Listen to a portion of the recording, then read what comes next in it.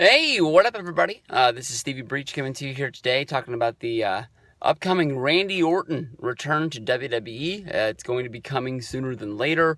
Word on the street in the Wrestling Observer was that Orton was about 3 weeks out from being ready to return, and Brock Lesnar is going to be naming his SummerSlam opponent sooner than later. I think that they were saying that they wanted to name who Brock Lesnar was going to be facing at SummerSlam before UFC 200, which was going to be, I think it's this Saturday.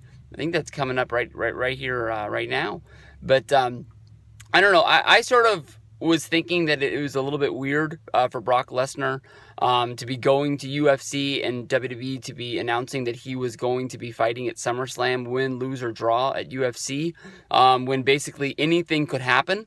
I mean, Stephanie McMahon came out and she said that she didn't really care the outcome of the UFC fight. You know, it's just sort of like a side project for Brock, and it didn't mean anything to WWE. But honestly, in my opinion, Brock Lesnar is probably one of the most feared guys on the WWE roster. I mean, if you're in that locker room, kayfabe-wise or non-kayfabe-wise, I don't think you ever want to see your name on the board next to Brock. Brock is the guy that's going to go out there. He's going to throw you around. You're going to have to take, a dozen German suplexes. You're going to have to take that big F5. A match with Brock Lesnar is going to take a beating on your body, and only certain people are going to be able to do it. We've seen Brock have matches with Kofi Kingston at Beast in the East last year. He had the house show match against Rusev. He had a house show match against Sheamus. Those were in Houston and LA. And I think he had one more, but I can't remember who his opponent was. But it was somebody just sort of... Oh, it was the match against Luke Harper at Roadblock, I think is what that was. That show that was on the network before WrestleMania. That sort of was really weird. But, the rumor is that Randy Orton is going to be Brock Lesnar's opponent, and that's going to be Randy Orton's big return to WWE. Now, honestly, in my opinion, when it came down to it at WrestleMania, I really thought that it would have made a lot more sense for Brock Lesnar to lose that match to Dean Ambrose. It would have made Dean Ambrose look like a much bigger star, especially with the fact that Brock Lesnar is now the WWE... I apologize. Now that Dean Ambrose is the WWE champion, it would have made him look like he was a much bigger star. It would have been a big building block for Dean Ambrose to get over that, because I thought that after WrestleMania they were going to turn Dean Ambrose and have a Dean Ambrose versus Roman Reigns feud, and we ended up not getting that. Dean lost the match, and from there went into a feud against Chris Jericho, and I can't even really remember the outcome of the Chris Jericho versus Dean Ambrose matches. They're sort of unforgettable. And I mean, Dean Ambrose, he won the Money in the Bank, fair and square. And some people did call the fact that they thought it was going to happen that way, where he would cash in and become the champion. Pretty cool thing when all three members of the Shield, they just came out with a plaque on WWE Shop to commemorate Money in the Bank, with Roman Reigns coming in as the champion, Seth Rollins winning the championship, and then Dean Ambrose cashing in and becoming the champion. All three guys holding the championship on one day.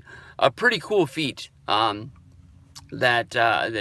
probably is going to be remembered for a long time, making the Money in the Bank a really, really good show that I'm sure a lot of people like me wish they would have been able to go to. Fun times. But I don't know. I'm a little bit lost on this. Randy Orton hasn't had a match. When did Randy get injured? What was Randy doing before he got injured? Damn, I can't even really remember the last time I remembered a Randy Orton match that I cared about. I mean, Randy had the feud against Seth last year after, during WrestleMania, and then after he was the number one contender, and I can't remember what he did at SummerSlam. I can't remember him being at Survivor Series. I don't even really remember when Randy Orton got hurt, so this is the guy that's been out for a long time. Randy Orton's never been one of my favorite guys. I met him this year at WrestleMania. I still haven't even got my picture off the WrestleMania.com website from the Access deal. I think I need to look at that before they take it down, if they already haven't. He's never been one of my favorite guys. There's been times when he's had really, really good matches, like the match against, what's a really good match that stands out for Randy Orton that really sort of surprised me? Nothing really comes off the top of my bat, but I mean, like, even though I don't like the guy, when he has a good match, and I respect it, and I think it's a good match, I tip my hat to the guy, and I say it's a damn good match. I mean, WWE is not going to keep a guy like Randy Orton around on top for as long as this guy's been in the WWE if he doesn't have it. You know what I mean? Like, he doesn't have what's going down. So, when this guy comes in fresh, it's going to be good. I mean, Randy Orton turned babyface around 2010, and it was around SummerSlam time. And I remember that he really got over, and people really liked cheering for the guy.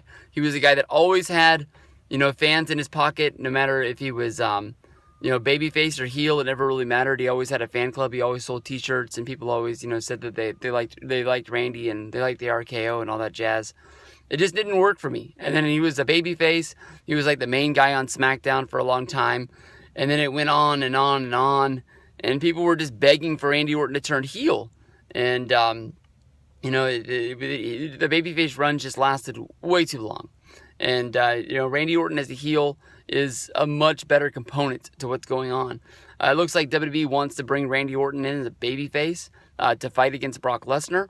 Honestly, in my opinion, I think it does build for a big match, much like, the first time that Batista and John Cena had a match at SummerSlam years ago.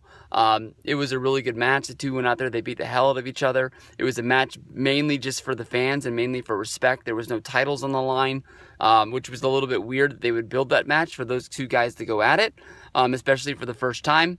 And I think you could build Randy versus Brock to be a big match like that. But if Brock wasn't going to lose at WrestleMania to Dean Ambrose to put him over, I don't really see Brock losing to Randy Orton to help Randy Orton out at all. So Randy coming back from a long injury, having one match against Brock Lesnar, losing that match, especially with him being a babyface, I don't really see him being being like a Dolph Ziggler guy, which is just gonna I tried my best. I'll go out there and I'll wrestle another one tomorrow, and we'll see how it turns out. I don't see Randy as that kind of a guy. So it starts him off on the bad foot. If Randy was, on a year-long run, he's had a lot of matches, he's had a lot of wins, he's had a lot of losses. He's not really a 50-50 guy, but and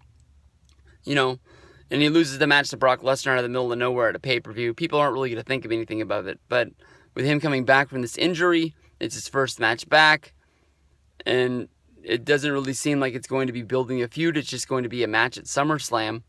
It doesn't really seem like you're starting Randy Orton off that well. So, I don't know who else there is for Brock Lesnar to face. I mean, it seems like the Wyatts are having their thing with the New Day. And I think that was the match that people wanted to see, was Bray Wyatt versus Brock Lesnar. If we'll ever get that. People also wanted to see Bray Wyatt versus Triple H. It seemed like they were building something towards that with the Royal Rumble. And other times when Bray came out and confronted Triple H and pointed at the championship and things like that. We'll have to see what the hell goes on with that. But I don't know. I don't want to say that I think it's a mistake to have Randy face Brock, because I think that is a big match, and I think it is a match that people might care about. But I don't think it's a match that's really going to mean something down the road. I don't want to put it in the folder with the Luke Harper, with the Kofi Kingston, with the Rusev and the Sheamus matches, but it just seems like it's going to end up being a one-off match to have Brock Lesnar featured at SummerSlam, when really anything could happen to Brock at UFC, where he could just basically just get annihilated and knocked out, and him not be able to wrestle at SummerSlam due to concussion or some sort of injury that might happen to him. He might go into the octagon and knock Mark Hunt out in one punch. Anything can happen. I mean, that's part of the fun that happens with UFC, that it's so unpredictable. I'm rooting for Brock Lesnar, a win for him, a win for CM Punk at, I believe, UFC 202. If they have success in UFC, it only makes WWE look even bigger and better. So that's why you got to tip your hat and hope those guys do well. because of how UFC fans that aren't wrestling fans sort of look at us like we're idiots, watching this and sort of rooting for things that have predetermined outcomes. But I know I picked Brock Lesnar to lose. I just think that he's been gone from the sport for too long. Mark Hunt is a guy that's getting better and better with each and every fight. You can tell that even at 42 years old, and the record that he has, which I believe is 10-8, but I didn't look it up before I made the video because I didn't know I was going to say it, so I could be wrong. They signed this guy to a 6-fight deal.